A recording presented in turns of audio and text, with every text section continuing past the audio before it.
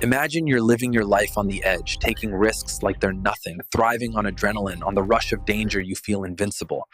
But one day, the very thing that once made you feel alive, and the risk you've taken 1,000 times before, becomes the thing that could end your life. This is the story of people who thought they could control the dangers they faced.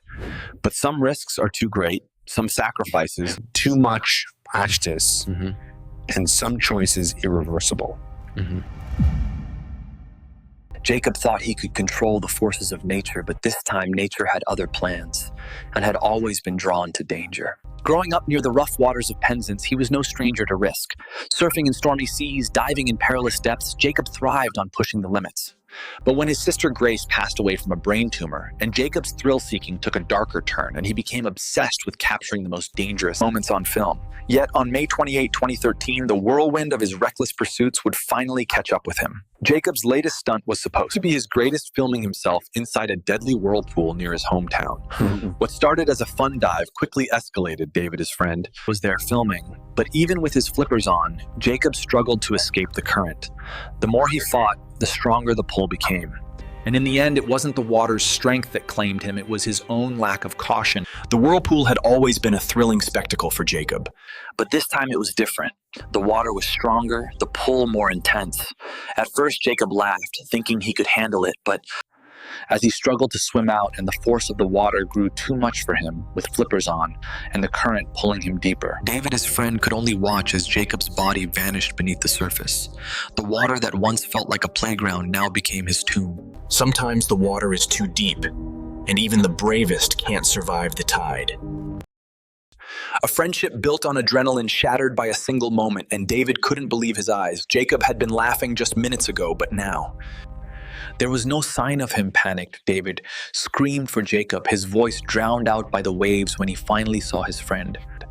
Jacob was face down in the water, already lifeless, and David rushed to Jacob trying to revive him, but it was too late. The whirlpool had taken him. What began as an adrenaline rush for Jacob had turned into a deadly game with the ocean, and the ocean had won. When the danger stops being fun, it's often already too late.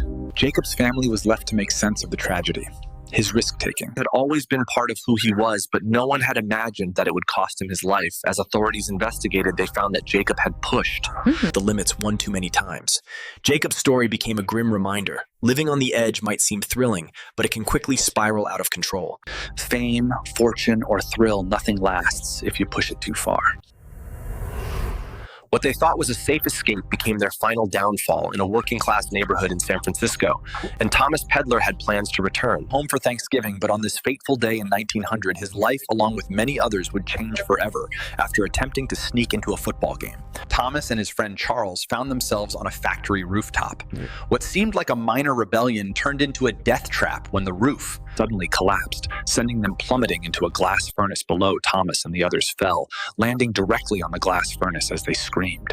Their bodies began to ignite from the intense heat. The factory, meant to make glass, became a fiery death trap that claimed their lives. Surviving the fall only to die by fire, and this wasn't luck, this was fate. The survivors, including Charles, tried to escape the burning furnace. They had thought they were safe from the roof fall, but the reality was far worse. As they landed on the furnace, the heat was unbearable. Their bodies ignited in an instant. The screams echoed as Charles watched his friends burn alive.